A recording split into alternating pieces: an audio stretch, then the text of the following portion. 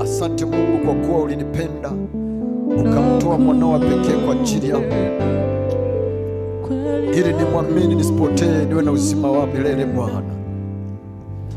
Na uzima wa milele ukasema ndio huu, wakujue wewe Mungu na Yesu Kristo mwanawe uliyemtuma. Asante kwa kuwa ni Mungu uliye mwema na ni mwaminifu.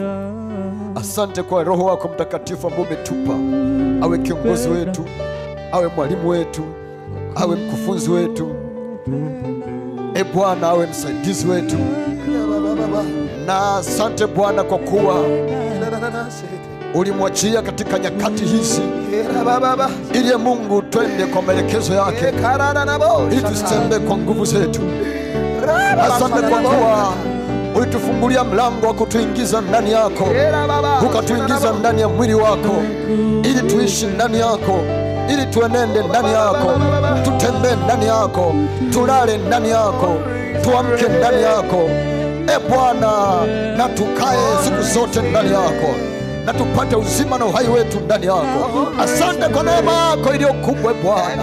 Asante kwa neema yako iliyo kubwa kwetu Bwana. Asante kwa neema yako iliyo kubwa kwetu Bwana. Asante kwa neema yako iliyo kubwa kwetu Bwana. Asante kwa kuwa ndio Mungu uliye Mungu wa miungu, ambaye katikati ya miungu hakuna mwingine kama wewe. Wewe ni Bwana wa Bwana, wewe ni mfalme wa wafalme katikati ya miungu yote ya dunia Bwana. Peke yako unabaki kuwa mkuu, peke yako unabaki kuwa Mungu wa miungu. Rikatando zikaya, na wewe ndiwe Mungu wangu, na wewe ndiwe Mungu wangu, na wewe ndiwe Mungu wangu, na wewe ndiwe Mungu wangu, na wewe ndiwe Mungu wangu, na wewe ndiwe Mungu wangu. Rikandorobo kose katayama, rikakakandorama. Ndio maana tuna ujasiri wa kusema kwamba tujapopita katikati ya bonde la uvuli wa mauti, hatutaogopa mabaya, hatutaangamia, kwa sababu wewe uliye Bwana wa mabwana uko pamoja nasi. Wewe uliye Mungu wa miungu uko pamoja nasi. Wewe uliye mfalme wa wafalme uko pamoja nasi. Wewe uliye simba wa kabila la Yuda uko pamoja nasi. Wewe uliye mshinda shetani, ukaenda kuzimu, ukamnyang'anya funguo za mauti na kuzimu, wewe ndio uko pamoja nasi, na ukasema tusiogope, kwa maana wewe uliye ndani yetu ni mkuu katika dunia. Rakode la pando rakada kasakataya.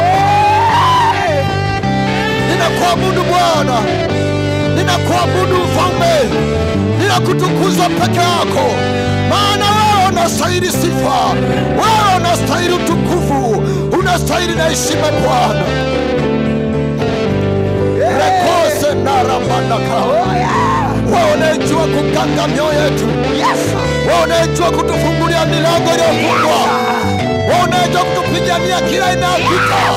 Tunakuabudu asubuhi ya leo, tunakutukuza peke yako, tunakuinua peke yako, tunakuinua peke yako. Wewe uliyeshinda kaburi, wewe uliyeshinda mauti, tunakutukuza Bwana. Unastahili sifa, unastahili heshima. Karambanda kasea radokozia tayaba. Tunakuabudu wewe uliye mponyaji wetu, tunakuabudu wewe uliye mpaji wetu. Wewe unajua kutoa watu kwenye vifungo walivyo navyo. Wakati wanafunzi wako kuna Petro Bwana wamewekwa gerezani, asubuhi waliamka wakakuta gerezani hawamo, na malango yamefungwa jinsi yalivyo. Lakini wakina Petro hawakuwa gerezani, walikuwa hekaluni wakihubiri, walikuwa hekaluni wakifundisha. Wewe ni Mungu wa ishara na maajabu na miujiza, ambao unawatoa watoto wako kwenye vifungo kwa namna ambayo adui hajui. Hata kama adui anafungua za malango, wewe bado unawatoa kwenye vifungo hivyo, katika jina la Yesu Kristo wa Nazareti. Pokea sifa zetu, pokea heshima zetu Bwana. Pokea ibada ya mioyo yetu, pokea ibada ya moyo wangu, pokea ibada ya moyo wangu. Asante kwa uaminifu wako, asante kwa uaminifu wako, asante kwa uaminifu wako, asante kwa ukuu wako, Asante kwa uwezo wako, asante kwa nguvu zako, asante kwa ukuu wako, asante kwa wema wako, asante kwa wema wako. Maana hata maji hayana uwezo wa kutugarikisha, hata moto hauna uwezo wa kutuangusha, hata tundura simba hawana uwezo wa kutumesa. Ni wewe peke yako unayetupa ushindi Bwana, nasi tuko mahali hapa kulitukuza jina lako. Asante kwa uaminifu wako. Angalia Baba, angalia Baba. Heshima na utukufu na sifa zote ni zako Bwana. Matendo yako ni ajabu. Barikiwe Bwana, uhimidiwe. Heshima na utukufu na sifa zote ni zako Bwana. Matendo yako ni ajabu. Ubarikiwe Bwana, uhimidiwe. Heshima na utukufu na sifa zote ni zako Bwana. Matendo yako ni ajabu. Barikiwe Bwana, uhimidiwe. Barikiwe Bwana, uhimidiwe. Barikiwe Bwana, uhimidiwe. Barikiwe Bwana, uhimidiwe. Uliotenda kwangu, barikiwe Bwana, uhimidiwe. Barikiwe Bwana, uhimidiwe. Barikiwe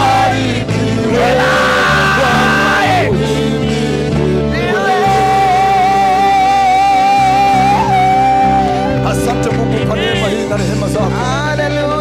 Asante Mungu kwa ukuu wako na uaminifu wako. Asante Mungu kwa uweza wako na nguvu zako. Katika jina la Yesu Kristo wa Nazareti, katika jina la Yesu Kristo wa Nazareti, katika jina la Yesu Kristo wa Nazareti, katika jina la Yesu Kristo wa Nazareti. Wewe Mungu ambaye unameza ubinadamu wetu na kutupa uungu wako ili sisi tuishi kwa ule uungu wako, tunakuinua asubuhi ya leo, tunakutukuza asubuhi ya leo, tunakusujudu asubuhi ya leo, tunakuheshimisha asubuhi ya leo, maana unastahili sifa Bwana. Asante kwa kuchukua ubinadamu wetu na kutupa uungu wako. Umechukua ubinadamu wetu na kutupa uungu wako ili sisi tuishi kama miungu katika dunia hii Bwana. Pokea sifa za mioyo yetu, pokea ibada za mioyo yetu, pokea shukrani zetu Bwana. Karomana kazea rekondorobo kesaka karimanokozia rinosekebekotayaba. Thank you dear Lord Jesus Christ.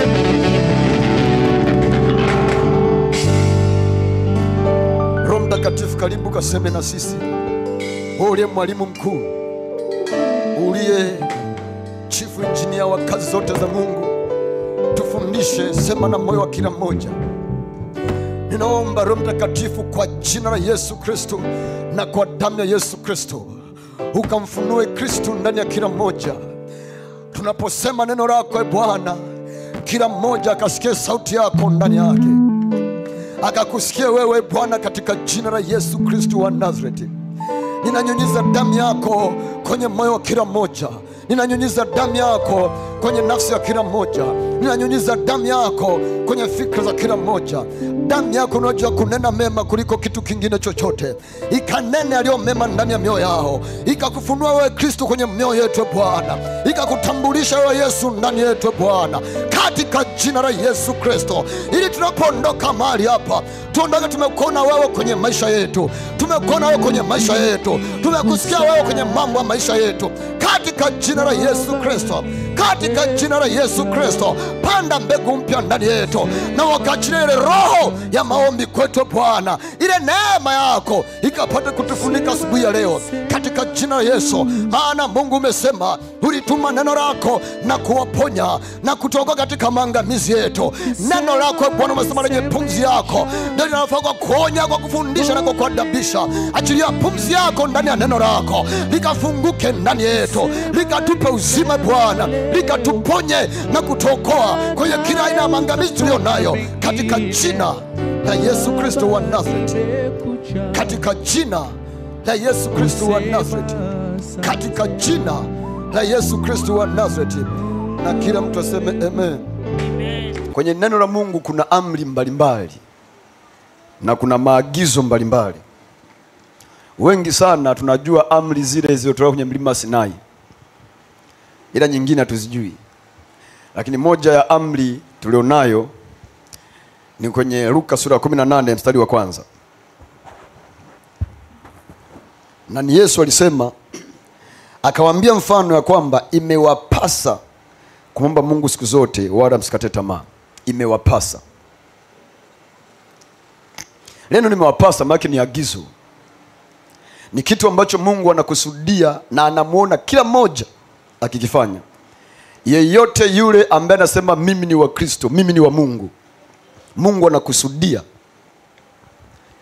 awe mtu wa maombi. Amen. Amen. Hakuna karama ya maombi, hakuna kipawa cha maombi. Kwa hiyo hakuna mtu kwamba huyu mtu anatakiwa awe mtu wa maombi, huyu mtu hapaswi kuwa mtu wa maombi. Hicho kitu hakipo. Amen. Imewapasa kumwomba Mungu siku zote. Siku zote manake siku zote. Siku zote manake siku zote. Amen. Haleluya. Haleluya. Haleluya.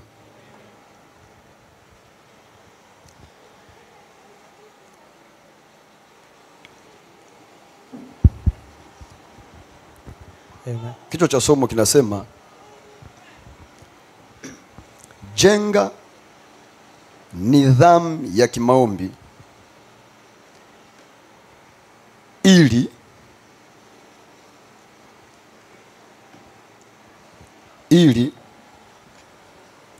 faida za kimaombi zidhihirike kwenye maisha yako. Jenga nidhamu ya kimaombi ili faida za kimaombi zidhihirike kwenye maisha yako. Amen. Haleluya. Haleluya.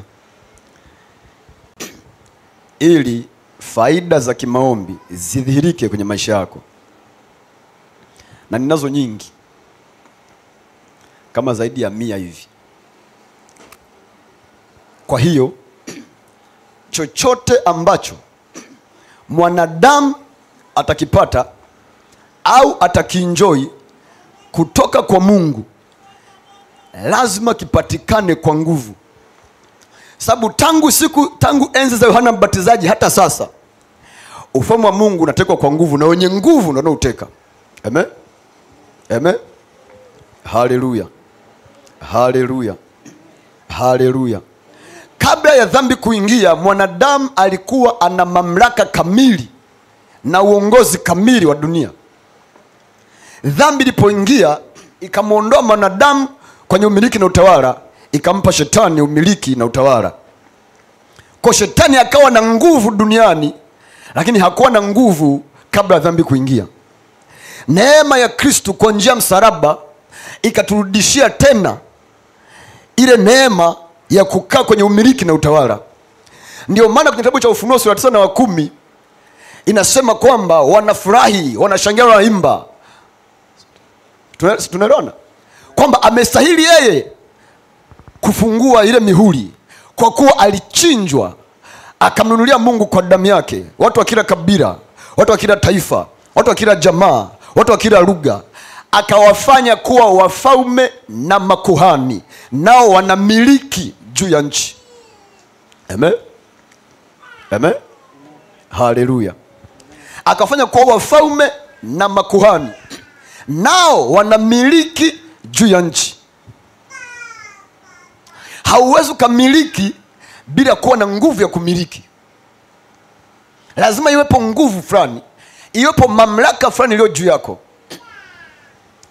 Tunaposema, unapoona saizi siku bunge likivunjwa na baraza la mawaziri likavunjwa, hakuna waziri, hakuna mtu aliyekuwa waziri atakuwa na nguvu ya kiwaziri. Amen. Kuna mawaziri ambao kuna viongozi wa serikali ambao wameacha kazi saizi kwa ajili ya kwenda kuchukua fomu za kugombea ubunge. Yule aliyekuwa kwenye ofisi ya serikali alipoacha kazi akawekwa mwingine, nguvu yake ilishia pale pale. Kama alikuwa ni mkuu wa mkoa, ana uwezo wa kumwagiza RPC, ana uwezo wa kumwagiza OCD, wale viongozi wa polisi. Saizi baada ya kutoka hana uwezo wa kumtuma polisi yoyote. Kwa nini? Kwa sababu alipotolewa kwenye mamlaka, nguvu yake ya kimamlaka iliondoka kwake. Kwa hiyo shetani alipotutoa kwenye nafasi ya kimamlaka, na nguvu iliyokuwa inatenda kazi kutoka kwetu iliacha pale pale. Lakini tunaporejeshewa tena ile neema ya kukaa pale pale, ile nguvu inatenda kazi kwenye maisha yetu. Ndio maana kwenye Biblia inatuambia kwamba akatufufua pamoja naye. Efeso sura ya 2 mstari wa 6. Akatufufua pamoja naye, akatuketisha pamoja naye katika ulimwengu wa roho katika Kristo Yesu. Hiyo ni Efeso sura ya 2 mstari wa 6. Akatufufua pamoja naye, akatuketisha pamoja naye katika ulimwengu wa roho katika Kristo Yesu. Amen. Katika ulimwengu wa roho katika Kristo Yesu wapi? Efeso sura ya 1 mstari wa 20 na 21. Juu sana kuliko falme na mamlaka na usultani na wakuu wa giza na jeshi la pepo wabaya katika ulimwengu wa roho. Kwa maana unapompa maisha yako, unafufuliwa pamoja na Kristo, unaketishwa. Maana nini? Unapewa nafasi ile ile ambayo ilipotea ndani ya bustani ya Edeni. Kwa hiyo na mamlaka ile ile inarudi kwa mwanadamu, na kwa hiyo kuna nguvu ya kimamlaka ndani ya mwanadamu ambayo inataka itende kazi kwenye kila eneo la maisha yake. Amen. Ndio maana sasa Efeso 3 sura 20, Efeso sura 3 sura 20 inatuambia kwamba atukuzwe Mungu aweze kufanya mambo ya ajabu kuliko tunayoyaomba au tunayowaza, kwa kadri ya nguvu inayotenda kazi ndani yetu. Maana kwa kiwango cha nguvu au kwa kipimo cha nguvu inayotenda kazi ndani yetu, atukuzwe Mungu aweze kufanya mambo ya ajabu kuliko tunayoyaomba au tunayowaza, kwa kiwango au kwa kipimo cha nguvu inayotenda kazi ndani yetu. Kwa kuna nguvu inayotenda kazi ndani ya mtu. Alipata wapi? Aliipata anapoketishwa pamoja na Kristo katika ulimwengu wa roho. Ndio nasema juu sana kuliko falme na mamlaka na sultani na wakuu wa giza na jeshi la pepo wabaya katika ulimwengu wa roho. Kwa hiyo kila mmoja ambaye amempa Yesu maisha yake, kumbuka Biblia inasema hivi, kwa maana kushindana kwetu sisi si juu ya damu na nyama, bali ni juu ya falme na mamlaka na usultani na wakuu wa giza na jeshi la pepo wabaya katika ulimwengu wa roho. Kwa hiyo vita alivyonavyo mwanadamu, upinzani alionao mwanadamu, mikwamo alionao mwanadamu, vikwazo alionao mwanadamu, sio matokeo ya mwanadamu, ni matokeo ya falme nyingine, ni matokeo ya viwango vingine, ya makundi fulani ya ulimwengu wa roho ambao yanazalisha matokeo duniani kwa jinsi ya mwili. Na kwa hiyo baada ya Mungu kujua, ikabidi aachilie nguvu ambayo itakuwa juu ya kila kitu, juu ya ngazi hizo zote. Amen. Amen. Amen. Amen. Haleluya. Amen. Haleluya. Amen. Haleluya. Amen. Ukienda sura ya 5 kitabu cha Yakobo, kusoma kwanza mstari wa 17, 18 ukiendelea, anasema Elia alikuwa mwanadamu mwenye tabia moja na sisi. Maki anasinzia, anaona njaa, anaumia, anachoka, anakata tamaa. Mwenye tabia moja na sisi. akaomba kwa bidii mvua sinyeshe, na mvua inyesha kwa muda wa miaka 3.5. Akaomba tena mvua inyeshe, na ikanyesha. Alafu akasema na maombi ya mwenye haki yanafaa sana. Anasema maombi na kuomba kwake mtu mwenye haki kwafaa sana akiomba kwa bidii, na kuomba kwake mtu mwenye haki kwafaa sana akiomba kwa bidii. Ukisoma tafsiri mbalimbali, hasa Amplified Bible, inasema and the prayer of a righteous man makes it tremendous power available, dynamic in its working. Make na maombi ya mtu mwenye haki yanaachilia nguvu kwa ajili ya kutumiwa na Mungu kwa namna mbalimbali kwenye mambo mbalimbali. Tunaelewana? Kwa hiyo nimekwambia kichwa cha somo kinasema jenga. Nimesema jenga. Jenga nidhamu ya kimaombi ili faida za kimaombi zidhihirike kwenye maisha yako. Amen. Kwa hiyo naweza tukasema kwamba mtu yoyote asiyekuwa mtu wa maombi anakuwa ni mtu asiyekuwa na nguvu. A prayerless Christian is a powerless Christian. Sababu kuomba kwake mtu mwenye haki kunaachilia nguvu kwa ajili ya kutumika. Kwa hiyo mtu asipoomba hakuna nguvu ya kutumia. Tunaelewana? Tunaelewana? Na tangu enzi za Yohana Mbatizaji ufalme wa Mungu unatekwa kwa nguvu, na wenye nguvu ndio wanaoteka. Kwa hiyo mtu yeyote asiyeomba hawezi kuteka kitu chochote. Tunaelewana? Amen. Na ukiona mahali panaongelea nguvu, panaongelea kuteka, manake maisha ya mwanadamu ni vita. Uko kwenye uwanja wa vita, ni either uteke au utekwe. Ni either uteke au utekwe. Na ndio maana hakuna mtu ambaye anaishi katikati. Hayupo. Hakuna mtu ambaye anaishi katikati. Ni either umetekwa na Mungu au umetekwa na adui. Ni either umekamatwa na nguvu za Mungu au umekamatwa na nguvu za adui. Na mtu yoyote ambaye hajibidiishi kwenye maombi automatically anatekwa na nguvu za giza. Na mtu yote ambaye anajibidiisha kwenye maombi automatically anatekwa na nguvu za Mungu. Hakuna mtu ambaye yuko katikati. Hayupo. Amen? Amen. Hayupo. Kwa kitu cha kwanza na faida mojawapo ni nguvu za Mungu kudhihirika kwenye maisha yako, na zitakuwa zinakusaidia kwenye mambo mbalimbali ya maisha yako. Biblia inasema ukianguka, ukizimia wakati wa shida, wakati wa changamoto, maana nguvu zako ni chache. Nguvu zako ni kidogo. Na nguvu za Mungu zinapatikana kwenye magoti. Mtu yeyote asiyependa kwenda chini kwenye magoti hataona utendaji kazi wa nguvu za Mungu kwenye maeneo mbalimbali ya maisha yake. Kwa sababu ili Mungu atende jambo kwenye maisha ya mtu, hategemei nguvu zake zilizoko mbinguni, anategemea nguvu zake zilizoko ndani yako, kutokana na mamlaka au na nafasi au na kiti ambacho amekupa ukae kama mfalme na kuhani hapa duniani. Amen. Unadhani kwa nini amekupa nafasi mbili, ya kifalme na kikuhani? Kwa sababu Mungu kwa kawaida huwa haingilii mazingira ya mwanadamu mpaka kwanza kuhani amefanya kazi yake. Kazi mojawapo ya kuhani ni kumpatanisha mtu na Mungu, au kupatanisha mazingira na Mungu, au kupatanisha kitu, kuleta uwepo wa Mungu na uwepo wa kitu, au kuvikutanisha pamoja. Kwa kazi ya kuhani ni kuchukua ubinadamu wa mwanadamu na kukutanisha na uungu wa Mungu, ili uungu wa Mungu upate kujidhihirisha katikati ya ubinadamu wa mwanadamu. Tunaelewana? Amen. Tunaelewana? Amen. Tunaelewana? Amen. Ndio unasoma kwenye kitabu cha Matendo ya Mitume sura ya 16, wakina Paulo wanaenda kuhubiri. 17 utaangalia mwenyewe. Wanaenda kuhubiri, wakakutana na mtu kiwete, hajatembea tangu tumboni mwa mamake. Ni sura 16 hiyo. Tangu tumboni mwa mamake, hajaenda kabisa tangu tumboni mwa mamake.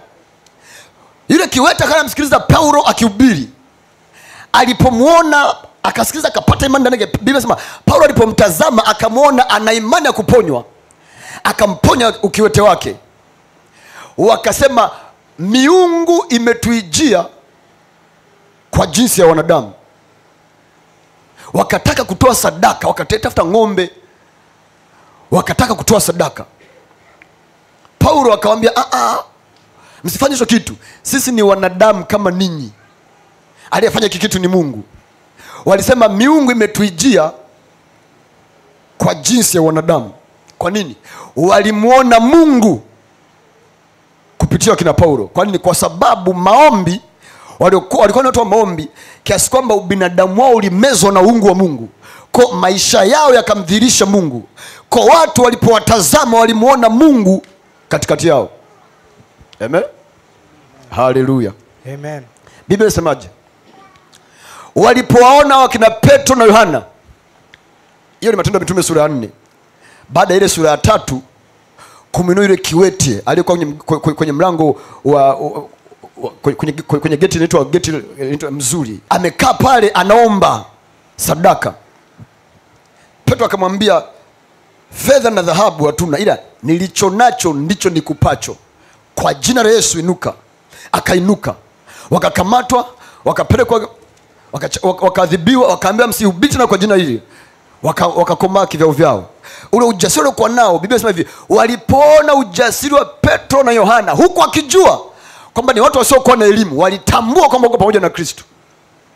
Kwa walipomwona Petro na Yohana, wakijua ni watu wasiokuwa na elimu, wakamwona Kristo katika Biblia, wakatambua, wakasema kwamba huwa wako pamoja na nani? Na Kristo.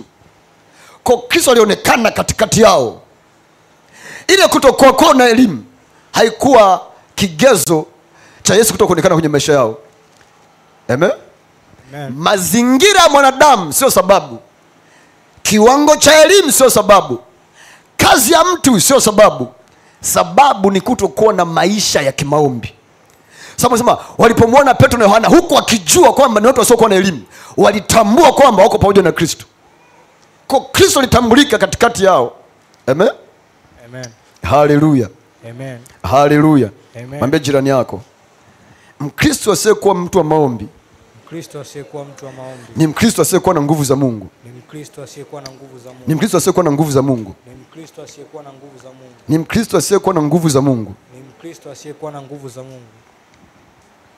Kwa hiyo ukipiga magoti 20, ukipiga magoti 20, utasimama na kuinuka katikati ya changamoto. Kitu kimojawapo ambacho kitadhihirisha kwamba wewe ni mtu wa maombi ni pale ambapo unakutana na changamoto, unakutana na magumu, unakutana na shida, unapita katikati ya tanura moto, unapita katikati ya maji ya gharika, na bado unainuka ukiwa mshindi, na bado haupotei wala hauangamii. Wanapokuona kwamba unazama, ndipo wewe unapoona kesho yake umeinuka ukiwa mkuu. Kwani kwa sababu kadri unavyozidi kwenda chini, ndivyo ambavyo unazidi kuinuka juu. Sikiliza, mti wowote au mmea wowote ambao haupeleki mizizi yake ndani, huwa haui mrefu kwenda juu. Tunaelewana? Tunaelewana? Tunaelewana? Mzizi, miti yoyote, angalia miti yote ambayo inaishia juu, hairefuki sana. Angalia mizizi yake, haiendi mbali. Lakini kadri mtu unavyoenda juu, ndivyo ambavyo mizizi yake inaenda. Amen. Hallelujah. Hallelujah. Hallelujah. Amen. Hallelujah. Amen. Ndio maana ukitaka kupalilia majani unachukua jembe. Saa nyingine hata uchukue jembe unaenda na mkono unang'oa tu. Si ndio? Ila ukifika mahali pa kung'oa mti, utachukua koleo, utachukua jembe, utachukua na sururu. Sababu mizizi yake lazima uitafute ilipo. Amen. Amen. Amen. Amen. Biblia inasema ukizimia wakati wa shida, nguvu zako ni chache. Kwa hiyo kinachomwinua mtu katikati ya shida ni magoti yake. Amen. Hallelujah. Amen. Hallelujah. Amen. Hallelujah. Amen. Haleluya. Amen. Kwa hiyo kuishi bila maombi ni kuishi bila nguvu ya kusaidia kuishi. Kwa hiyo ni kuishi ni sawasawa na taa ambayo haina mafuta. Kwa sababu taa ambayo haina mafuta ukiwasha itawaka, ila inaunguza utambi, na utambi utaungua. Ukifika pale ambapo umeishia kupandisha, moto nazima. Watu wengi sana au Wakristo wengi sana wanaishi maisha, ila sio kwamba mafuta yanawaka, ni kwamba wao ndio wanawaka. Sio kwamba mafuta yanawaka. Kuna tofauti ya taa yenye mafuta na taa ambayo haina mafuta. Tukichukua taa sasa, watu mnajua taa? Wengi hamjui taa, mzao kwenye umeme. Tuko kule vijijini tuelewa kuna taa chemli. Baki sema taa mtachukua bulb. Hizi bulb hazina utambi ndani. Usende ukapasua unasema mbona utambi sioni? Hizi bulb hazina utambi ndani. Chemli zile. Chemli ni chemli eh? Ni chemli. Sawa? Au koroboi. Kama hujui ka test, chukua kopo la kahawa ambayo imeisha. Kahawa zina mifuniko eh? Tafuta ile nini ile valve ya baskeli au ya gari, toboa katundu, pitisha ile valve, funga na kanati, weka kakitambaa katokee kwenye ile valve, alafu katafute mafuta ya taa uwashe. Utambi uzu kakaa hata mwezi mzima haujapandisha bado mafuta, kwa sababu yamo. Ile chukua kitambaa kinachonyonya, chukua kitambaa ambacho kinyonyi maana hata panda juu. Chukua tengeneza tena kopo kingine, weka kitambaa ambacho hakina mafuta. Ukiwasha dakika 2 nyingi kimeungua, lazima tena upandishe upya. Unachukua kasindano unachoma kale ka utambi kapande juu. Amen. Wale ambao wametumia jiko la Mchina tunaelewana.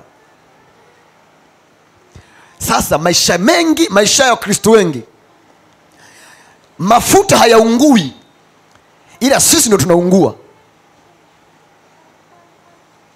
Amen. Okay, unajuaje kama unaungua? Unapoanza kupata maumivu ya maisha. Unaona maisha kama ni mzigo. Unaona maisha kama ni mateso. Unaona maisha hayakupi furaha. Maisha hayakupi amani. Uhuru wako ndani ya moyo wako umepotea. Kuna namna unaona ni mzigo. Kila siku ni afadhali ya jana. Uwe na uhakika hapo ulipo mafuta hayaungui, wewe ndio unaungua. Na kitu kimoja wapo cha kufanya ni kurudi nyuma na kuangalia ni wapi uliachia maisha yako ya kimaombi. Kwenye Ufunuo sura ya 3 Biblia tuambia angalia ni wapi ulipoanguka ukatubu. Kwa unarudi nyuma unaangalia ni wapi nilipopotezea maisha yangu ya kimaombi, fellowship yangu na Mungu ilipotelea wapi. Sikiliza, nikisema maombi, watu wengi wanaelewa kwamba maombi ni kwenda kama una shida, kwamba Mungu nisaidie hiki, Mungu nisaidie hiki. Hayo sio maombi. Maombi ni zaidi ya hayo. Hiyo ni sehemu tu ya maombi. Ukiona jambo unapeleka kwa Mungu akusaidie. Lakini hauombi kwa sababu una shida. Unaomba kwa sababu unapaswa kuomba. Anasema imewapasa kuomba Mungu siku zote. Kwa kwenda kwa mbele za Mungu sio wakati tu una shida. Sio wakati tu una uhitaji. Unaenda hata kama hauna chochote unachohitaji kwa Mungu, unaenda. Na discipline, nidhamu ni nini? Nidhamu ni uwezo wa kufanya kitu ambacho hujisikii kufanya wala hautaki kufanya, ili unapaswa kufanya. Na ni uwezo wa kuacha kufanya ambacho unatamani kufanya au unapata msukumo kufanya, ila haupaswi kufanya. Kwa chochote ambacho haupaswi kufanya, ila moyo wako na mwili wako na hamasa zako na hisia zako na matokeo yanakusukuma kufanya, ila haupaswi, unajizuia kutokufanya na unaacha kufanya. Hiyo ni nidhamu. Na pale ambapo mwili wako, akili zako, fahamu zako, hisia zako, matakwa yako, mapenzi ya moyo wako hayataki kufanya kitu, ila unajua kwamba ninapaswa kufanya, unajilazimisha kufanya hata kama haujisikii wala hautaki. Hiyo ndio nidhamu. Tunaelewana? Yesu atoa mfano kwenye Biblia akisema kuna mtu mmoja alikuwa ana watoto wawili. Mmoja akamtuma sehemu. Akamwambia nitaenda, alafu hakwenda. Mwingine akatumwa akasema siendi, ila baadaye akatubu alafu akaamua kwenda. Ni nani aliyemtii babake? Nani aliyefanya vyema? Aliyekataa ila akatubu akaenda, kuliko aliyesema naenda alafu hakwenda. Amen. Aliyesema naenda anaweza kaonekana na nidhamu, kumbe hana, kwa sababu moyo wake utaka kwenda, ila kuna vitu vingine vilimzuia kwenda. Kwa alipaswa kwenda ila hakwenda. Amen. Mwambie jirani yako, nidhamu nayo. Nidhamu nayo. Nidhamu nayo. Nidhamu ya kimaombi. Kwa tunaongea kujenga nidhamu ya kimaombi. Kwa kama tunaendelea kujenga nidhamu ya kimaombi, maana unapaswa kuomba hata kama hutaki kuomba, hata kama hujisikii. Ukiwa kwenye eneo la maombi, unaongozwa maombi, umefunga kinywa, haujanidhamishwa, hauna nidhamu ya kimaombi. Na kama una nidhamu ya kimaombi, unakuwa ni sawa sawa na mbu aliyeshiba damu, hawezi kuruka. Ukikutana na mbu ambaye hajamnyonya mtu damu, ni ngumu sana kumuua. Ushachunguza? Ukipiga hivi amekukwepa, ukipiga mikono unapiga makofi peke yako, ameshakutoroka, anakuwa mwepesi sana, hajanyonya damu. Nenda kwa mbu aliyeshiba, hana tofauti na maiti, hatembei, haruki, akiruka hapa na hapa ametua, unamuua kirahisi sana, kirahisi kabisa. Amen. Amen. Haleluya. Haleluya. Haleluya.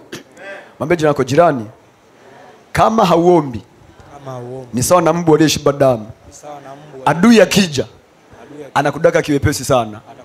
Adui akija nika kidore tu, akigusa mwambie umechonyoka. Ni Kiswahili hicho, labda nikuongezee msamiati.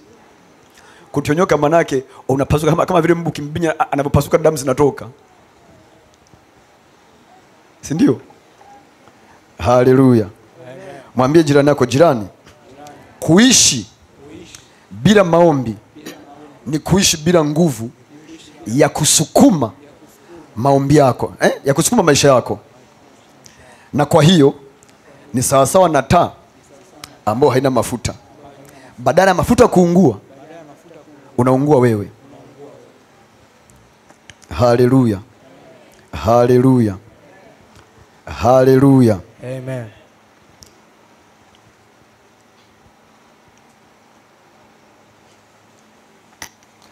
Maombi, maisha bila maombi ni dhambi. Amen. Ni dhambi kwa sababu inakuondoa kwenye kumtegemea Mungu. Unaweza kutegemea vitu vingine au unajitegemea mwenyewe.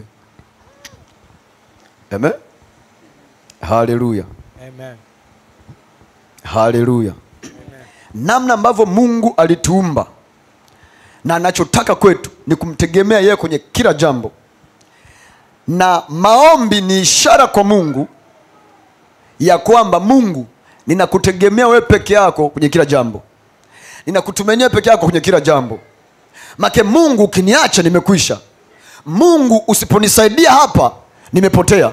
Kwa maombi ni lugha ambayo Mungu anaitumia kutafsiri ya kwamba mtu huyu ananitegemea mimi. Kwa unapoacha kuomba, unapoacha kuwa mtu wa maombi, kuwa na fellowship na Mungu, unamtangazia kwamba hata bila wewe mimi naweza. Imagine kuna mtu namsomesha, umempeleka shule ya boarding, anakaa huko bweni. Tangu umempeleka shule, ulipompeleka ulimpa 20,000 ya matumizi. Ili amekaa mwezi wa kwanza mpaka mwezi wa 6, hajakupigia simu, hajakutumia message, hajakuandikia barua kwamba naomba matumizi. Lazima ujiulize mara mbili. Kama ni wa kike, unajua kabisa huyu hapa atakuwa na mabwana. Hela anatoa wapi? Si ndio? Unajua kwamba wakati shule zinafunguliwa sikuwa vizuri kifedha. Kwa hiyo nilimnunulia nusu mche wa sabuni au mche mmoja wa sabuni. Nikamnunulia kakopo kadogo kama mafuta. Sawa? Sukari, labda zile shule za serikali zile tulikuwa inabidi uende na sukari yako mwenyewe. Sukari alibeba kilo 1. Si ndio? Si ndio? Matumizi nikampa 20,000. Nikamwambia kwa sababu ni katikati ya mwezi, bado siku kama 20 hivi, mwezi uisha 15 hivi, nitakucheki mwisho wa mwezi. Alafu na wewe ukapiga kimya. Na yeye mwanafunzi akakaa mpaka mwezi wa 6. Ukashangaa tu, hata hujui kama shule imefunga, ukashangaa tu amekuja nyumbani. Unauliza, nauli ya kudu umetoa wapi? Kwa sababu unakuta kwa Kigoma anasoma Arusha. Mpaka afike nyumbani amevuka mikoa 5-6. Nauli zaidi ya 100,000. Nauli ya kudu umetoa wapi? Maisha yako ya shuleni miezi 6 yote umeishije? Na nauli amenenepa, hajakonda, amenenepa yani kuliko alivyotoka nyumbani. Ulienda shule kusoma au ulienda shule kula kitimoto?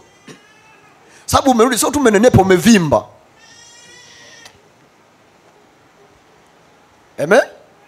Kama ni wa kike, waanza kuwaza huyu jamaa, huyu dada, huyu ameanza maisha mabaya shuleni. Kama ni wa kiume, wasema huyu jamaa anasoma kweli au amekuwa tapeli mtaani huko. Lazima una wasiwasi. Lakini kama unaona kila mwezi anakumbusha, baba naomba nitumie hiki, baba naomba nitumie hiki, unajua kwamba huyu mtoto ananitegemea mimi. Kwa maombi ni ishara kwa Mungu kwamba unamtegemea yeye. Na usipomtegemea yeye, usipokuwa mtu wa maombi kwake, ni utambulisho, unamwambia Mungu hata bila wewe mimi naweza nikaishi.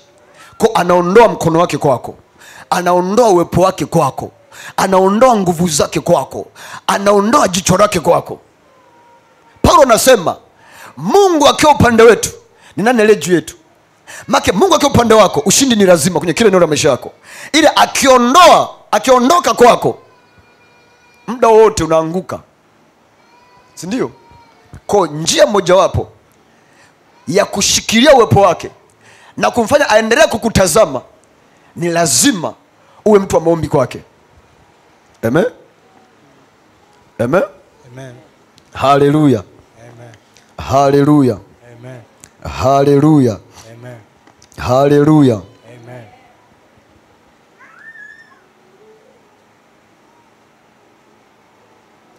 Sikiliza, adui haogopi kipawa ulicho nacho. Adui haogopi kipaji ulicho nacho. Shetani haogopi karama ulionayo. Shetani anaogopa kusarenda kwako. Shetani anachokiogopa ni kujisalimisha kwako kwa Mungu. Sababu anajua ukijisalimisha kwa Mungu, umehamisha vita yoyote inayokuja kwako. Hautapigana wewe, anapigana Mungu kwa niaba yako. Hicho ndicho anachokiogopa. Kwa sababu usipojisalimisha kwa Mungu, Mungu anakuona kwamba wewe una uwezo kupigana vita mwenyewe. Kwa katikati ya vita anakaa pembeni. Akikaa pembeni, lazima shetani kumalize. Na njia mojawapo, ishara mojawapo, au namna kumwambia Mungu kwamba najisalimisha kwako, ni kwa njia ya maombi. Kadri unavyozidi kukaa kwenye maombi, unavyokuwa mtu wa maombi, ndivyo unavyomwambia Mungu, mimi niko powerless bila wewe. Mimi niko helpless bila wewe. Mimi sina uwezo kufanya chochote bila wewe. Ninajisalimisha kwako. Mara tunapojisalimisha kwa Mungu, Mungu anachukua kila aina ya vita vya kwako. Naambia jirani yako, jirani, shetani haogopi kipawa ulicho nacho. Haogopi karama ulionayo. Shetani anaogopa kujisalimisha kwako. Hakuna mwanadamu aliyeumbwa na kipawa kama shetani. Hayupo. Hakuna mwanadamu yoyote aliyeumbwa kwa uzuri na ubora, kwa vitu vya thamani kama shetani aliyekuwa shetani alivyokuwa ameumbwa. Kipindi hicho, sio sasa hivi, kipindi hicho. Sasa hizi sisi ni wathamani kuliko yeye, sababu tuna Yesu ndani yetu. Au tumeumbwa kwa sura na mfano wa Mungu. Amen? Au nirekebishe, ngoja nirekebishe. Niseme hivi, hakuna kiumbe nje ya mwanadamu kichwa kimeumbwa kwa ubora na uthamani kama shetani. Sisi ni zaidi. Sisi tuliokoka, lakini ambao hawajaokoka, shetani anawazidi parefu. Amen? Aliumbwa kwa vitu vya thamani. kila kitu kizuri, mawe mazuri ya thamani yalikuwa ni sehemu ya mwili wake. Ana sauti zote, hahitaji tuwepo kama hivi, sijui wa sauti ya kwanza, sauti ya pili, sauti ya tatu, sijui wa bezi, wa kinanda, wa gitaa, yeye akijitikisa sauti zote unazisikia, mili yote unazisikia, vyombo vyote unavisikia ndani yake, vinapiga kelele, vinaimbani. Amen. Ila kilichomfanya akapoteza ni kutokuwa na uwezo, ni alipopoteza uwezo wake wa kujisalimisha kwa Mungu.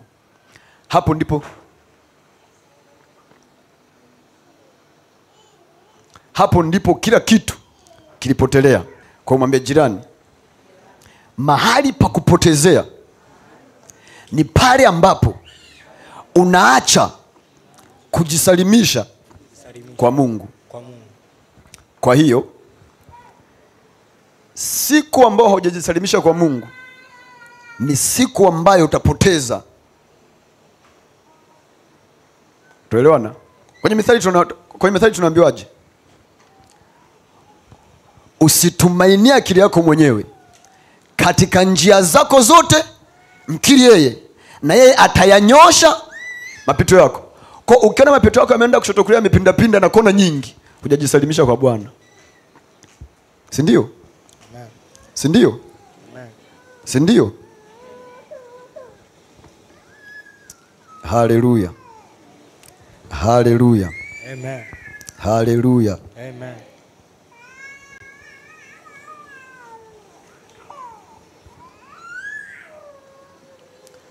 Na kuomba, hatuombi ili tumfurahishe Mungu, tunaomba ili tumhusishe Mungu kwenye mambo ya kwetu. Amen. Amen. Hatuombi ili tumfurahishe Mungu, tunaomba ili tumhusishe Mungu kwenye mambo ya maisha yetu. Si ndio? Si ndio? Haleluya. Amen. Haleluya. Amen. Haleluya. Amen. Haleluya. Amen.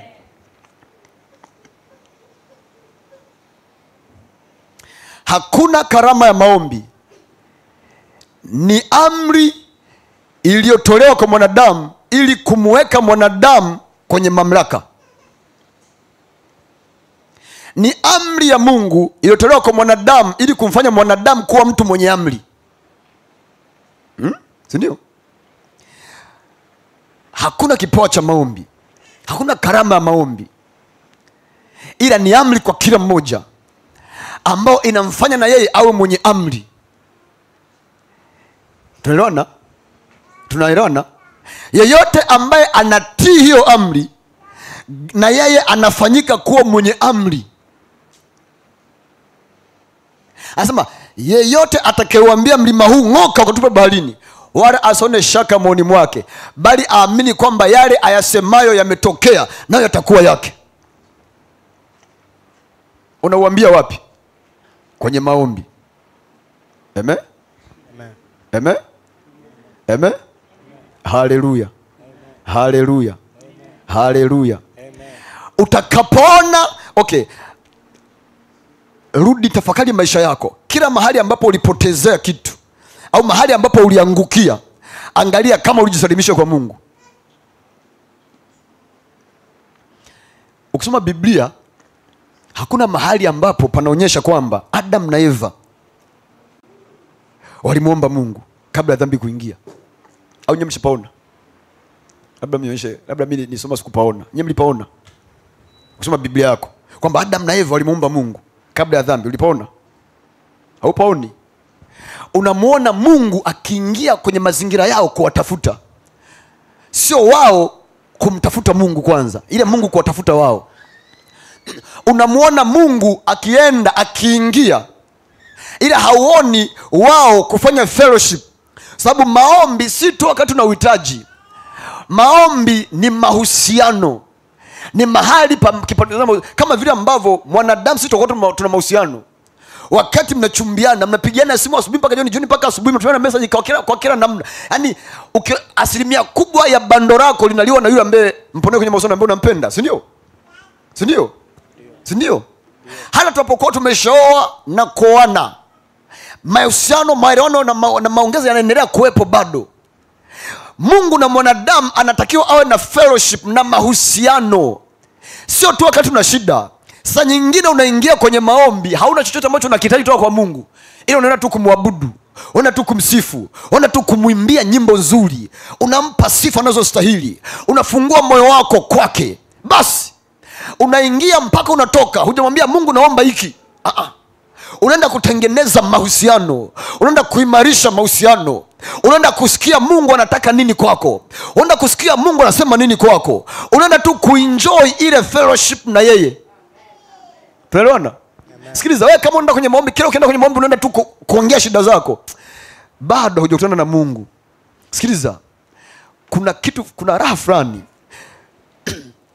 kuna kauwepo fulani kakija kwako, hako ndiko kila siku kutaka kana kusukuma kwenda kukatafuta. Tunaelewana? Biblia inatuambia Daudi alikuwa anaingia hekaluni mara 10 kwa siku, mara 3 anaomba, mara 7 anamsifu na kumwabudu Mungu. Kwa nini? Sababu alichokuwa anakitafuta ni ule uhusiano, ile kale karaha. Tunaelewana? Ngoja nikurudishe nyuma kidogo, kwa yule ambaye ashawahi kupenda na kupendwa. Amen? Kwa yule ambaye ashawahi kupenda na kupendwa. Sawa? Mwanzoni kabisa, wakati ndo moyo wako umefunguka kwake, mwanzoni kabisa, ni tuseme kale kama mwezi ka kwanza kale. Mage pengine uenda mlikaa mwezi mmoja, wiki 2 mkaachana. Kale ka kwanza kabisa, kama mwanzoni kale kwenye kuchumba kale. Pende ponde posi watu wanasema nikinywa maji na kwenda kwenye glasi. Ila haachi kunywa. Haogopi kwamba sasa nikinywa sitakunywa na wewe. Si ndio? Anakwambia nikiwa na kanga mboga na kwenda kwenye sufuria, acha kupika. Ndio. Kale ka mwanzo kale, kuna kale ka namna kasi kunawasiliana, si ndio? Unaweka bando kwenye, yani ukijiunga kifurushi dakika 100. Sawa? Unahanga tangu mnaongea mpaka simu inakata, lisali zima lisali maisha, unashangaa. Lisali moja unaona kama vile dakika 5. Ako ndiko ambako unatakiwa kukatafuta. Kama haujakapata kwa ajili ya Mungu, bado una safari ya kuimarisha mahusiano yako zaidi ya Mungu kwenye maombi, ili mpaka kwa kahali katokee. Kwa sababu kuna kahali kakija kwako, hako kahali ndiko kanako kuwepo. Kuna namna kwenye maombi ukikaa, hako ndiko kanako kuwepo. Kakiwepo, hauwezi kukaa siku haujaomba tena, sababu kila wakati utakuwa unakatafuta. Kwa hiyo utakuwa bando lako nila kwenye magoti, yani magoti ndio bando lako. Tunaelewana? Na uzuri magoti hayaishi. Kifurushi cha simu kinaisha, magoti hayafanyaje? Hayaishi. Kama magoti hayaishi, maka unaweza kukaa kwa masaa. Amen? Haleluya. Tunafunga na tunaomba, lakini kufunga peke yake hakutoshi, kwa sababu ni ufunuo ndio unaoachilia nguvu ya kupeleka mbele, na hauwezi ukapata ufunuo kama sio mtu wa kukaa kwenye maombi. Amen? Iko hivi, kama sio haupendi maombi au hauna midako binafsi ya kimaombi, utakuwa ukisoma Biblia au ukisikiliza mahubiri unapata taarifa, haupati ufunuo. Na taarifa inaleta kuchanganyikiwa, ila ufunuo unaleta mabadiliko. Tunaelewana? Information brings confusion, but revelation brings revolution. Na hauwezi kupata mafunuo kama, sababu ufunuo ni matokeo ya kuona kitu au kusikia kitu cha kiroho kutokea aidha kwenye maandishi ambayo unasoma, au kwenye masikio ambayo unasikia, kwenye mambo ambayo unasikia, kwenye sauti unazozisikia, kutokea aidha kwenye mahubiri au kwenye nyimbo. Unapomsikiliza mhubiri, Roho Mtakatifu anaenda kusemesha ndani ya moyo wako. Sikiliza, kama sio mtu wa maombi, utatumia ubongo utatumia kichwa badala ya kutumia roho. Tunaelewana? Ndio maana kwenye mihadhara hata kasimama mtu amevaa na kofia yake, ataongea Biblia Ufunuo mpaka mwanzo mpaka Ufunuo, ila yeye mwenyewe hajabadilika, hajampa Yesu maisha yake, na anaongea mistari ya kumpinga Kristo. Ni kwa nini? Ni kwa sababu anasoma Biblia, anapata taarifa. Na Biblia inatuambiaje? Paulo kwenye Wakorintho anatuambiaje? Andiko linaua lakini roho inahuisha. Kwamba neno hilo Yesu alisema maneno haya ninayowaambia ni roho tena ni uzima. Kwa andiko, kusoma Biblia bila roho kuhusika, unasoma andiko ambalo litakupa kuchanganyikiwa. Utasoma vitu alafu unaona havifanyiki live kwenye maisha. Utasoma vitu ila haupati namna ya kuvifanya vizalike kwenye maisha yako. Matokeo yake nini? Matokeo yake unapata kuchanganyikiwa, unakuwa confused. Nini? Kipi cha kuchukua, kipi cha kuacha? Na wakati ukiwa mtu wa maombi, macho yako ya ndani yanakuwa sharp, masikio yako ya ndani yanakuwa sharp. Yakiwa sharp, utakiona na utakisikia kile ambacho Mungu anasema na wewe. Sababu kwenye Warumi sura 8 inatuambia roho wa Mungu hushuhudia pamoja na roho zetu kwamba sisi ni watoto wa Mungu. Mtu ambaye hajampa Yesu maisha yake, ndani ya roho yake hajashuhudiwa kwamba ni mtu wa Mungu, ni mtoto wa Mungu. Na kama hajashuhudiwa, maana hawezi kupokea ile neema ya wokovu ya kufanyika kuwa mtoto wa Mungu. Lakini ili apokee ni hadi ashuhudiwe ndani, na ili ashuhudiwe ni mpaka roho yake isikie kwamba hapa kuna kitu kingine ambacho ni zaidi ya hiki ninachokiona. Amen. Haleluya.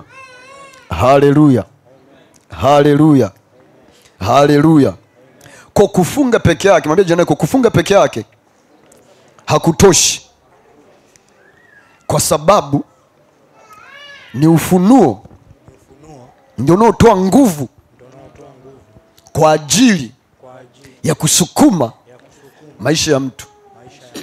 Amen. Haleluya.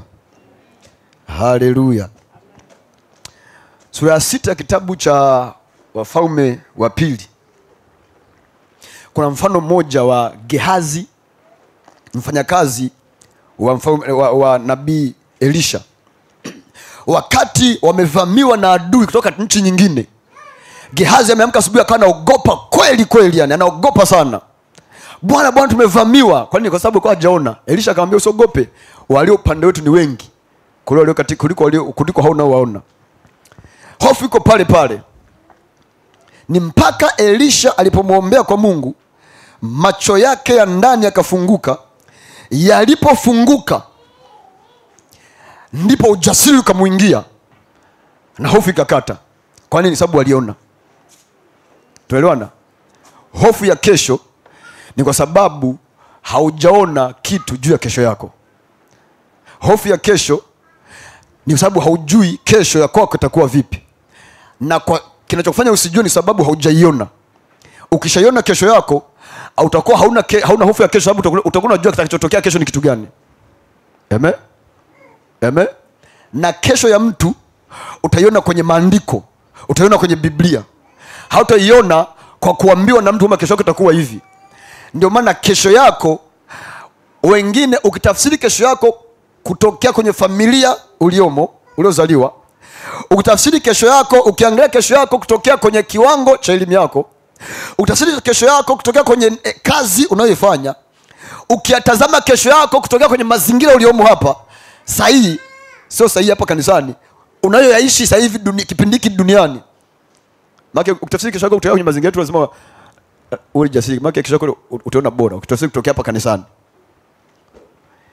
Ile utafsiri kutokea kwenye mazingira unayoishi, unaweza ukakata tamaa juu ya kesho yako.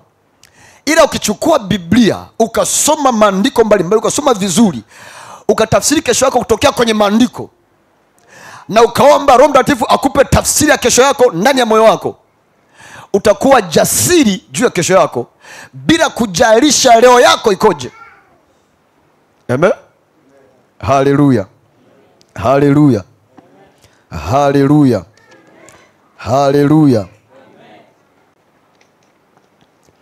Kufunga na kuomba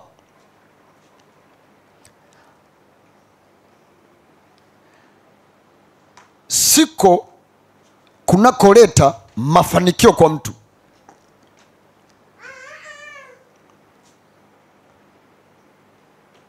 Lakini ni viungo vya kumfanya mtu awe mkuu. Kufunga na kuomba peke yake havileti mafanikio kwa mtu, ila ni viungo vya kumfanya mtu awe mkuu.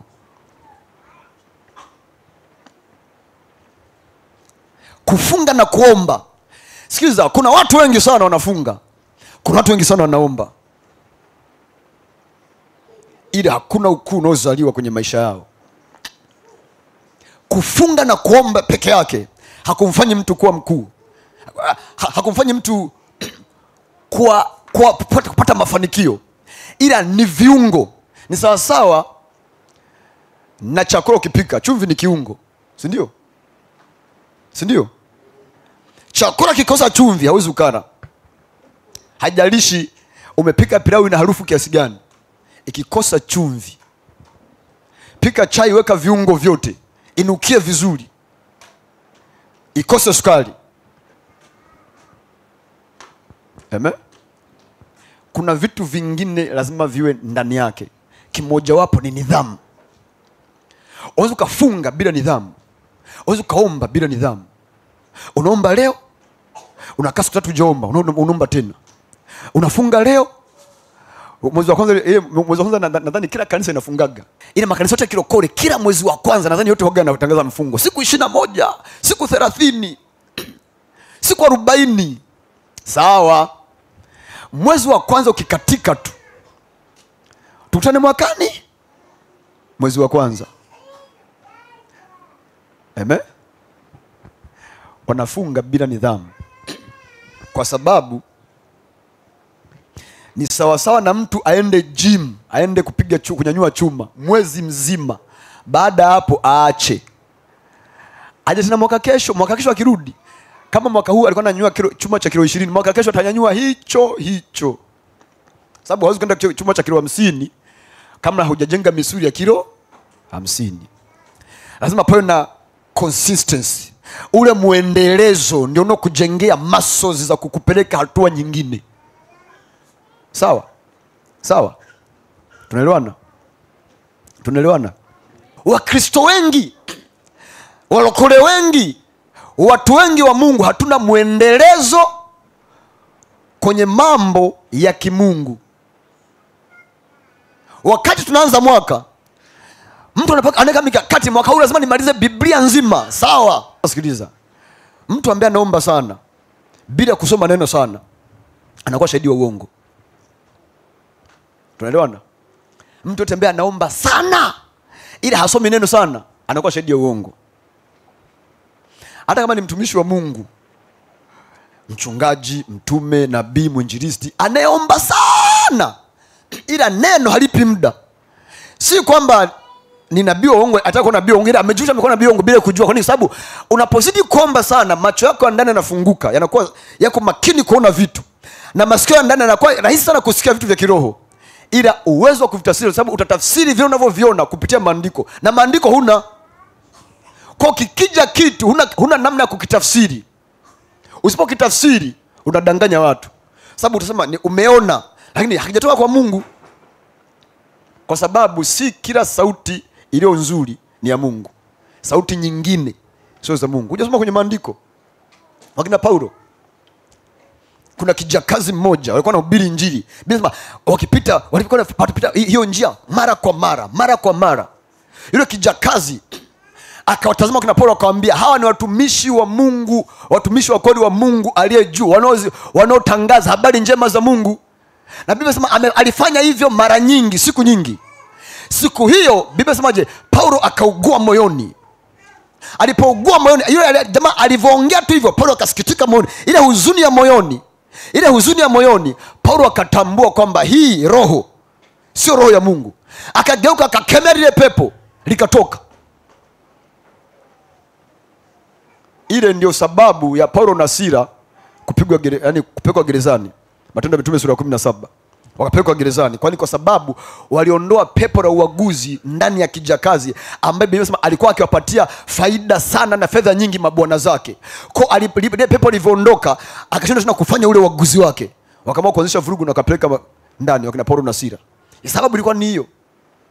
Lakini alidanganya? Hakudanganya. Ni watumishi wa Mungu kweli, wanaongea habari za Mungu kweli, wanahubiri habari njema kweli, lakini ilikuwa sio kitu kimechotoka kwa Mungu mwenyewe. Amen. Lakini uwezo wa kujua na kutafsiri lazima kwanza uwe mtu wa neno, sababu Roho Mtakatifu na Mungu, lugha ya Mungu ni neno. Neno la Mungu ni lugha ya Mungu, ndio lugha pekee ambayo Mungu anaielewa. Kwa akikusemesha anakusemesha sawa sawa na neno. Kwa kama halimo, na mtu ambaye anasoma sana Biblia ile haombi anakuwa mfarisayo. Kufunga kuna sukuma maombi yako kwa urahisi zaidi. Maombi ni kama mafuta ya safari ya kimaisha ya mwanadamu. Anasema ni kama oili au grease inavyofanya kazi kwenye vyuma au kwenye mashine, ndivyo maombi yanavyofanya. Lakini maombi vile vile na nyewe yanahitaji kitu kingine kinachoitwa kufunga, kinachoitwa mfungo. Kufunga kuna sukuma maombi yako kirahisi zaidi, kiepesi zaidi. Kufunga, mfungo unaingiza uthamani fulani kwenye maombi ya kwako, kwa namna ambavyo maombi yakifika kwa Mungu, Mungu akiyatazama maombi ya mtu aliyefunga na maombi ya mtu ambaye hajafunga, kama wote wameomba sawa sawa, yale yalosukumwa na mfungo ndani yake yana uthamani. Kuna namna yanakuwa na uthamani zaidi. Sijui ni ile, ngoja sijui tufanyeje. Okay, tufanye hivi.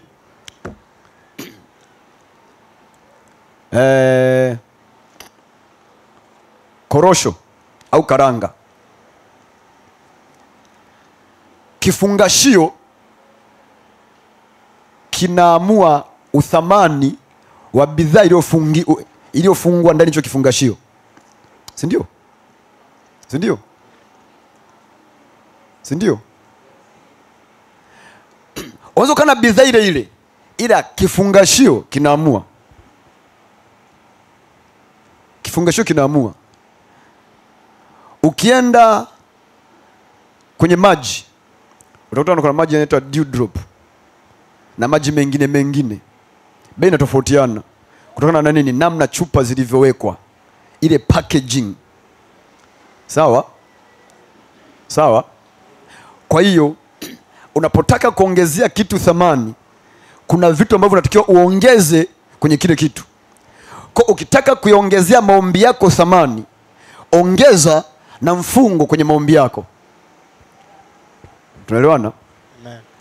Yesu aliwaambia wanafunzi wake, walimuuliza, mbona sisi tunashindwa kumtoa upepo? Akamwambia, namna hii haitoki isipokuwa kwa kufunga na kuomba. Hakusema kwa kuomba peke yake, kwa kufunga na kuomba. Tunaelewana? Kwa mfungo unaongezea uthamani kwenye maombi ya mtu. Si kila wakati uwe umefunga ili uombe. Lakini lazima uwe na vipindi fulani vya kujiwekea mwenyewe kwamba nitafunga na nitaomba. Amen. Na ndio maana mara nyingi sana maombi yanayoambatana na mfungo huwa yanajibiwa kwa haraka zaidi kuliko maombi ambayo hayajaambatana na mfungo. Kwani kwa sababu ya uthamani. Amen. Amen. Amen. Haleluya. Amen. Haleluya.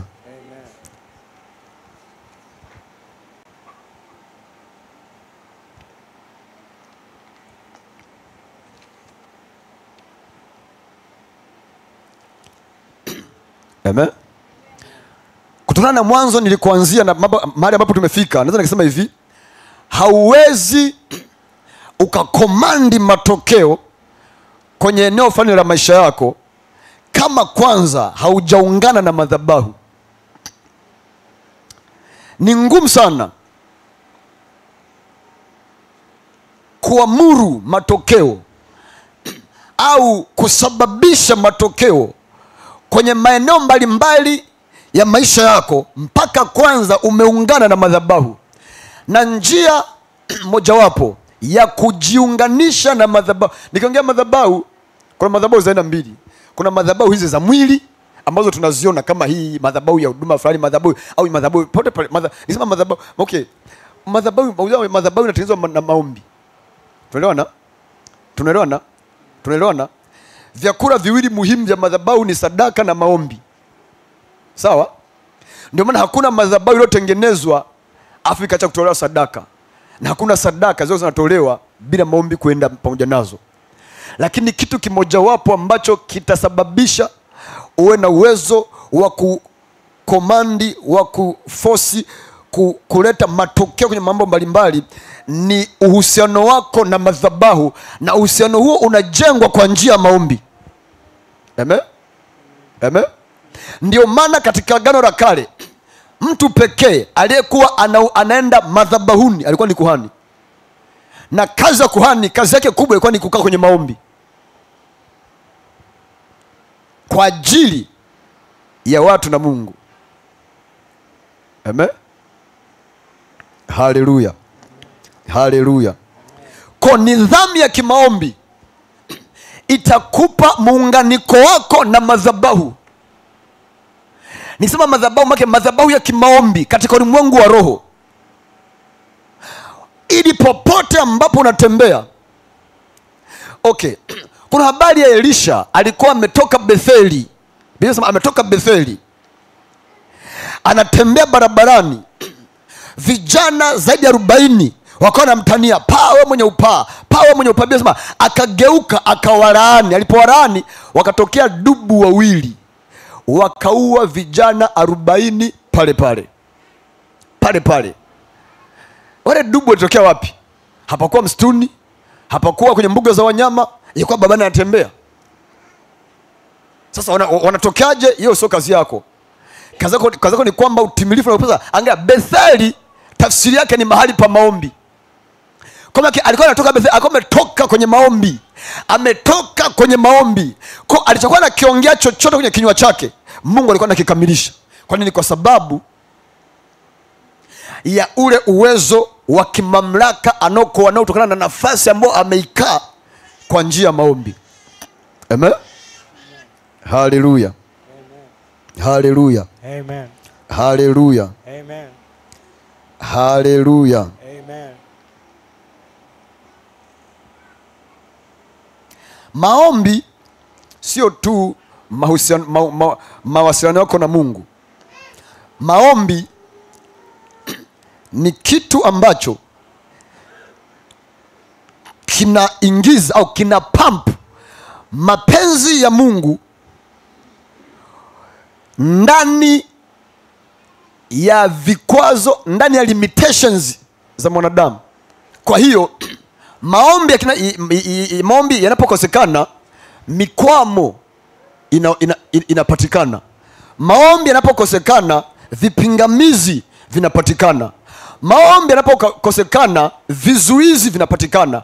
Kwa kadri maombi yanaposhuka, ndivyo vizuizi vinavyoinuka.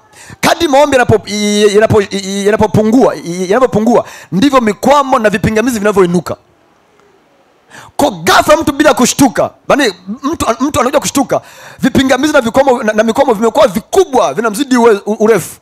Kwa sababu alianza kupoteza taratibu, na kadri anavyozidi kupoteza kwenye eneo la maombi, ndivyo ambavyo kwenye eneo la vipingamizi na vikwamo vinazidi kukua. Kwa sababu maombi ni kitu ambacho Mungu anakitumia kupampu mapenzi ya Mungu kuingia kwenye mikwamo na vizuizi vya mwanadamu. Kwa limitations za mwanadamu zinakuwa subdued na maombi na mapenzi ya Mungu yanayoachiliwa kwa njia ya maombi. Amen? Amen? Yesu mwenyewe alikutana na kikwazo, akataka kukimbia msalaba. Alicheki, akaona hapa, akapima kile kitu, akaona hapa hii ngoma nzito, akataka kukimbia. Kilichomsaidia, aliamua kuingia kwenye maombi. Aliomba, akaomba mpaka Mungu akatuma malaika akamtia nguvu ya kumsaidia kuvuka vile vikwazo. Kwa hiyo vizuizi vilikuwa vimeibuka kwenye safari ya kwake, na viliondolewa kwa njia ya maombi. Tunaelewana? Tunaelewana? Tunaelewana? Mungu ametutangazia ushindi kwenye kila eneo la maisha yetu, lakini ile kwamba ametangaza ushindi haimaanishi kwamba tutashinda bila maombi, kwa sababu Yesu mwenyewe ni Mungu, ni mwana wa Mungu. Alikuwa pale, alikuwa amekwama na alijua hapa, na akamwambia Mungu, hiki kikombe kiniepuke. Ila akajua kwamba maombi kazi yake ni kuenforce, ni kulazimisha kwa nguvu. Unajua maana ya kupampu? Ukiwa umeenda tairi la gari limepungua upepo, unaenda kwa wale ambao wanaongeza upepo kwenye tairi la gari, au tairi limeisha, gari ni zito, imekandamiza tairi, limebonyea. Ili ujaze ule upepo gari linyanyuke, lazima utumie nguvu ambayo itakuwa na uwezo wa kunyanyua lile gari. Kwa ndio maana unatumia compressor, ile mashine ina pump, inaongeza upepo kwa nguvu zaidi. Kumbuka kwenye tairi kuna upepo kidogo, ukifungua pale upepo wenyewe unataka kutoka nje, inabidi upatikane upepo mwingine wenye nguvu ya kusukuma ule unaotoka ili urudi na bado tena uwe unaweza kuinua gari. Tunaelewana? Ndio kazi ya maombi. Maombi yanamuinua mtu kutoka chini, haijalishi adui ameweka ukandamizo kwenda chini kiasi gani. Maombi yakiachiliwa mahali, yule mtu ananyanyuka juu, yule mtu anainuka juu, sababu ni kuna nguvu ya kimungu ambayo inakuwa enforced, inakuwa infused ndani ya lile jambo na kumwinua mtu ambaye ameshuka chini, kama vile ambavyo gari inanyanyuliwa na upepo unaingia. Tunaelewana?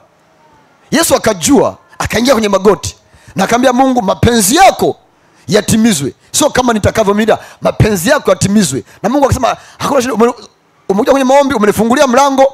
Akatuma malaika aje kumtia nguvu. Kwa hiyo malaika asingekuja wala Yesu asingepata nguvu za kuvuka kama asingeomba. Kama ambavyo wewe mtana na changamoto ikakutandika kwa sababu haukuomba. Nasema mimi nimeokoka. Haya, endelea kuokoka mpaka unakuja kufa, unakutana na Lazaro kule mbinguni. Lazaro, hivi wewe wapi umesoma Biblia kwamba Lazaro akawa anamuomba Mungu, akawa anamuomba bwana wake, akawa anatamani kula makombo yanayoka kwenye meza bwana wake? Hiyo ndio ombi lake kuu. Mungu nisaidie kesho akaenda kula, akikata tungi lile kubwa ndio lidondoke, akichota wali kwenye kijiko kitikisike ili nipate. Yeye ni ombi lake, akisema alikuwa akitamani siku zote kula makombo yanayoka kwenye meza ya bwana wake. Ndani ya moyo wake hakuna na kingine anachokitamani. Hakuna mahali panasema kwamba alipiga magoti kumwomba Mungu. Soma kitabu cha Luka sura 16 mstari wa 19 hadi 31, ni habari kama utapaona hapa hapo. Watu wengi tukutana na changamoto ni mahali pa kula kona. Kanisani humuoni, mtafuta unavyomtafuta haji. Kwa nini? Kwa sababu moyo wake umeumia, amekutana na magumu. Na Biblia inasemaje? Ukianguka, ukizimia wakati wa shida, nguvu zako ni kidogo. Kwa hiyo ukiona nguvu zako ni kidogo, ndugu yangu, wewe jilazimishe tu, njoo ibadani. Kuna kitu wanakitaga corporate anointing, upako wa pamoja. Wewe haoni kama ukiwa nyumbani kwako hata kuomba inaweza kuwa shida, ila ukija kanisani kuomba inakuwa vyepesi? Kuna kile kitu cha kiujumla jumla. Unapokuwa kwenye umoja, unapashwa joto. Ni kama vile kuni ilionyeshewa na mvua, ukiingiza kwenye moto unaowaka na yenyewe inaanza kuwaka hata kama imeroa. Au hujionaga hiyo? Si ndio? Amen. Kwa nini?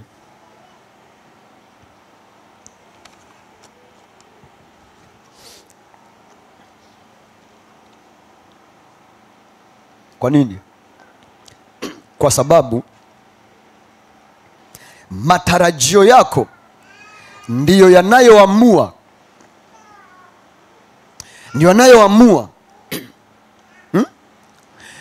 experience yako.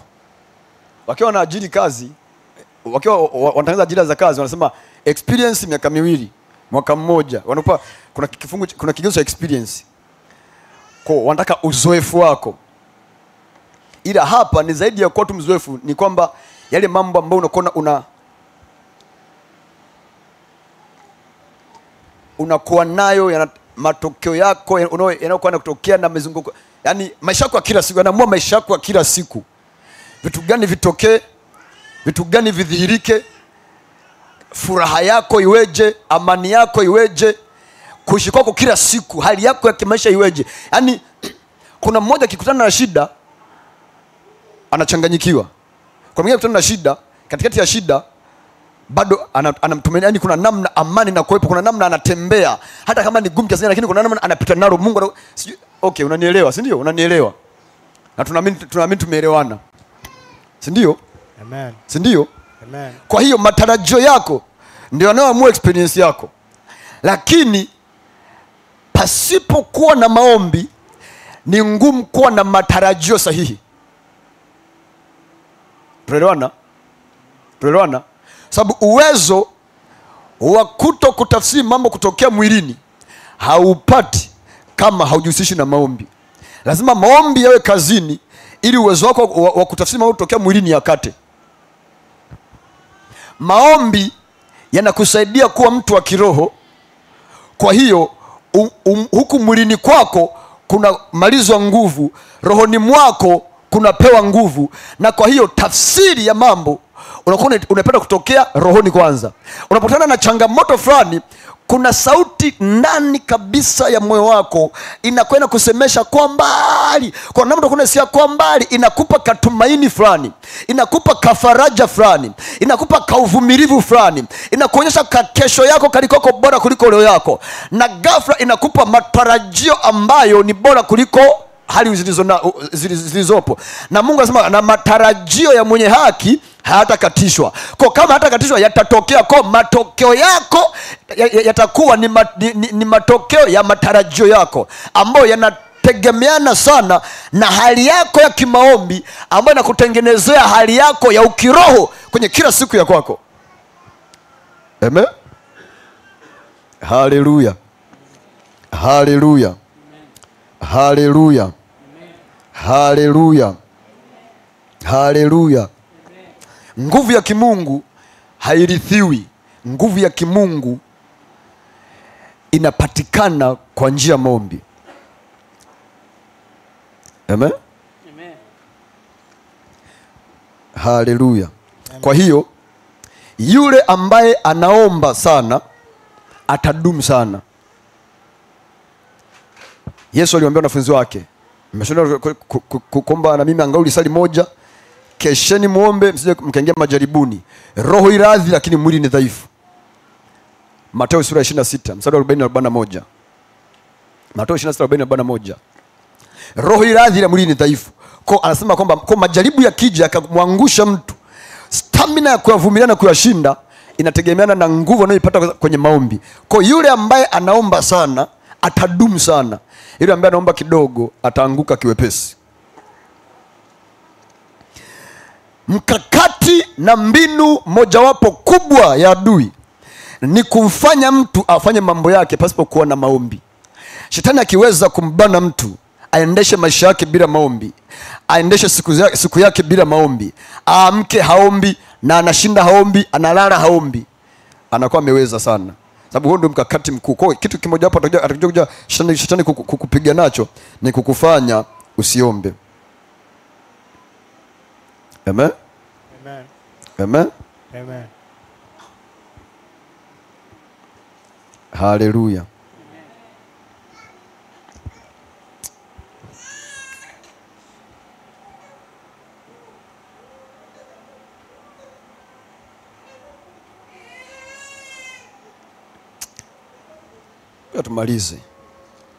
Ngoja tumalize, lakini katika kumaliza nimalize kwa pointi hii.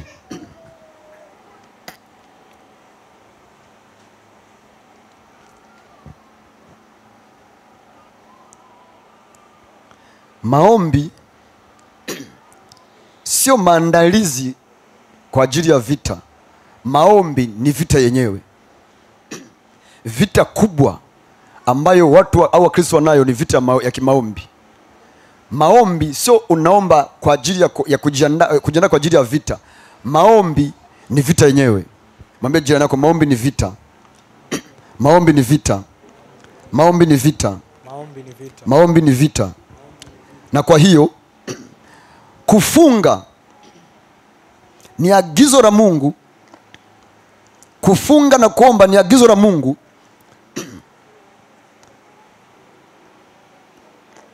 Ni agizo la Mungu la kuachilia neema ya kumshusha mtu, ya kumnidhamisha mtu, ya kumnyenyekeza mtu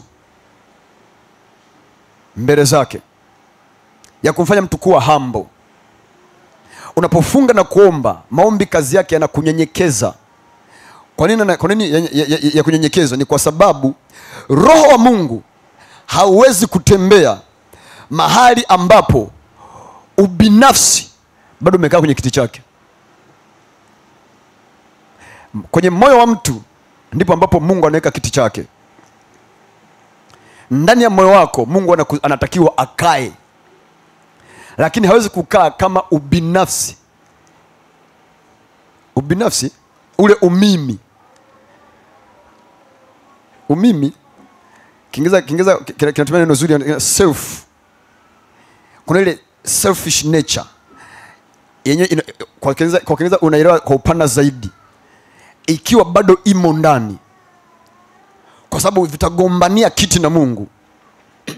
Kwa hiyo Roho Mtakatifu hawezi kuflow mahali ambapo ule umimi na ubinafsi bado umekaa kwenye kiti ndani ya roho ya mtu. Na njia mojawapo ya kuleta unyenyekevu kwa mtu, ya kuondoa kiburi kwa mtu, ya kuondoa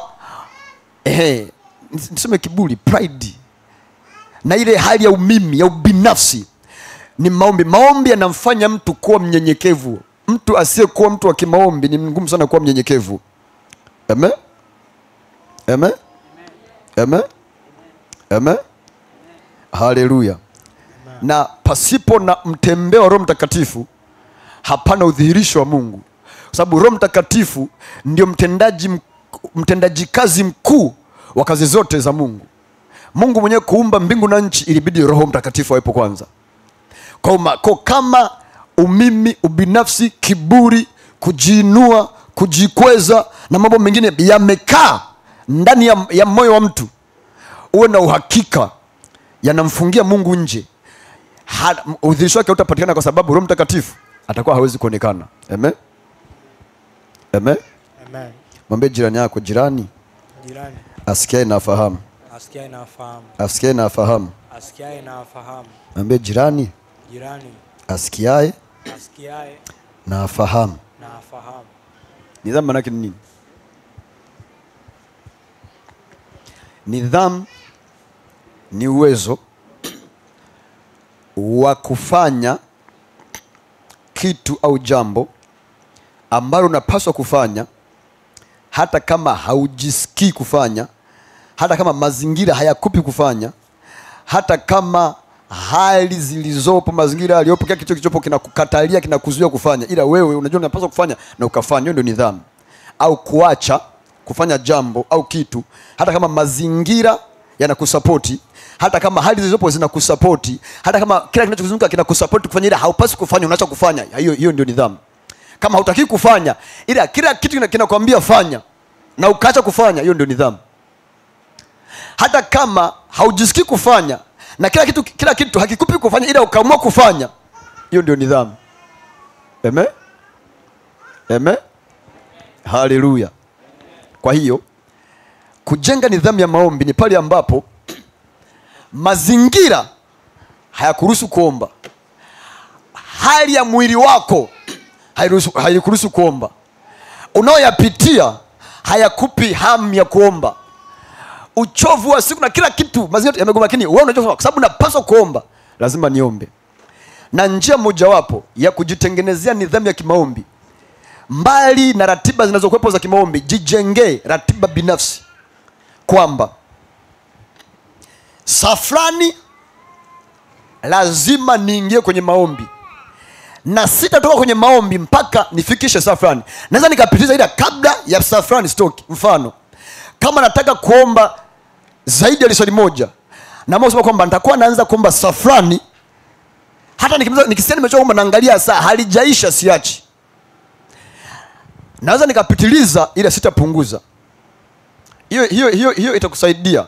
Mwanzo nitakuwa ngumu, lakini baadaye itakusaidia. Kwa nini? Kwa sababu maisha ya mwanadamu yalivyotengenezwa na mwili wake. Sasa mwili ndio unaotusukwamisha sana. Roho iradhi na mwili ni dhaifu. Hamna ambaye hapendi kuomba. Kila mtu hapa anatamani awe mwombaji, anatamani awe anaomba. Ila mwili bwana. Mwili ni shida, mwili ni kikwazo. Mwili usiku kuamka. Mwili. Lakini mwili unafanya kazi kwa staili hii. Mfano ukijizoesha kunywa chai saa 2. Ukanywa chai wiki nzima, mwezi mzima, saa 2 unakunywa chai, saa 2 unakunywa chai. Muda ule ukifika unaanza kusikia njaa ya kunywa chai. Unaanza kusikia njaa hata kama ulikula saa 10 usiku au saa 11. Ikifika saa 2 utaanza kusikia njaa. Ukijizoesha kula saa 6, saa 7. Hata kama umebanwa au umekula saa 4, ikifika ule muda utaanza sana kusikia njaa. Kwa sababu ya mwitikio wa kimazoea wa mwili. Kuna vitu mwilini vinakuwa vimeadapti ile hali. Ule muda ukifika, kuna vitu vinaachiliwa kwenye tumbo lako, kwa sababu vinajua, vishazoea kwamba ule muda ukifika tunatoka kwenda kumeng'enya chakula. Kwa hiyo ule muda ukifika, kuna vitu kwenye mwili, taarifa zinatumwa kwenye mwili, kwenye vitu, kuna maeneo fulani yanatumwa, kuna juices zinachelewa kwenye ule mwili, kwenye tumbo, zinadai chakula. Enzymes zinakuwa ziko tayari kumeng'enya chakula. Ndio maana unasikia njaa. Kisayansi wanaitaga behavioral mechanisms, si ndio? Lakini ule muda ukifika, ukaanza kubadilisha kwamba sitaki niwe nakula muda huu. Ukakaa, ule muda ukifika hauli. Unaanza kula saa 9 au saa 10. Mwezi mzima ile hadi itahama. Ikifika saa 6 usikii njaa. Ile ikifika saa 9 au saa 10 unaanza kusikia njaa. Ndivyo hivyo. Kwa ukijizoesha, unaweka alarm kwamba muda fulani inishtue. Ikipiga alarm unajua naenda kwenye maombi. Unajizoesha. Ukifanya mwezi mzima mfululizo, itafika mahali ule muda ukifika, hata kama simu imezima na hamna alarm, unaamka na usingizi unakata. Hata usipoomba haulali mpaka ule muda upite. Kwa sababu mwili unakuwa umezoea. Inafika mahali hata kama umechoka vipi, ule muda ukifika unaamka, usingizi unakata. Kwa sababu mwili umezoea kuamka. Tunaelewana? Kwa ili kujenga nidhamu, jipangie timetable, jipangie ratiba kwamba ukifika muda huu taomba. Hata kama mwili umekataa, nitanyanyuka kutoka kitandani, nitaenda eneo langu la maombi, nitapiga magoti. Sina cha kusema, nitakaa hapo. Nitaongea chochote madam kinamhusu Mungu. Hata kama nikisema tu Mungu asante. Mungu asante. Mungu asante. Mungu asante. Iko hivi. Hatuombi kwa nguvu zetu, tunaomba kwa msaada wa Roho Mtakatifu. Anatusaidia. Kwa kama anatusaidia, hatuanzishi, anatusaidia. Msaidizi anakusaidia pale ambapo umeanza umeshindwa. Unaposhindwa ndipo yeye anaingia kazini. Kwa hata uje kuambia sasa uko kitandani, amka uombe. Unatoka mwenyewe, unaenda. Anaona ule uhitaji wako, anaona ile juhudi yako, anaona ile bidii yako, anaingia kusaidia kwanza pale unaposhindwa, pale unapoanza kushindwa. Sawa? Si ndio? Mimi nakupa mkakati, nakupa strategy. Ngoja nikwambia wote, mimi naanza kujifunza kuomba. Nikianza kuomba dakika 5 nyingi nishamaliza. 5 kwanza kuzifisha ni kazi. 3 nishamaliza. Kwa nikaamua, nilikusudia moyoni kwamba lazima niwe naomba tena kwa muda mrefu. Nikatafuta kitabu cha Gwajima. Kimeandikwa maombi ya kushinda na kushindana, kina sehemu 3. Sehemu ya kwanza, sehemu ya pili, sehemu ya kwanza na maombi yake, ya pili na maombi yake, tatu na maombi yake. Kwa nilikuwa najifungia chumbani. Nasema lazima lisali pite. Kwa nakuwa naanza prayer point moja, naomba ile sehemu ya kwanza na maombi mengi na yaomba yote. Yakiisha narudia yote, kisha narudia yote. Mchana tena najifungia. Naomba sehemu ya pili. Kwa kila siku lazima niombe sehemu zote. Kile kitabu chote nilikuwa nikiomba ndani ya siku hii. Kila siku. Wakati huo ndo nimeokoka. Niko form 6. Kila siku ilikuwa ni lazima niombe kile kitabu chote na kimaliza. Sehemu ya kwanza asubuhi, sehemu ya pili mchana. Hata kama pamebana nitatafuta, kwa sababu nimeshajiwekea lazima nikimalize. Kwa najua mchana ikipita, usiku nitakuwa na viporo viwili, hamna. Ngoja nikomae na hiki kiporo cha mchana. Natafuta najifungia na kimaliza chote. Usiku sehemu ya 3. mpaka nikakalili, mpaka nikaenda, mpaka nikazoea. Kwa hiyo jijenge nidhamu ya kimaombi ili uzione faida za kimaombi zikidhihirika kwenye maeneo mbalimbali ya maisha yako.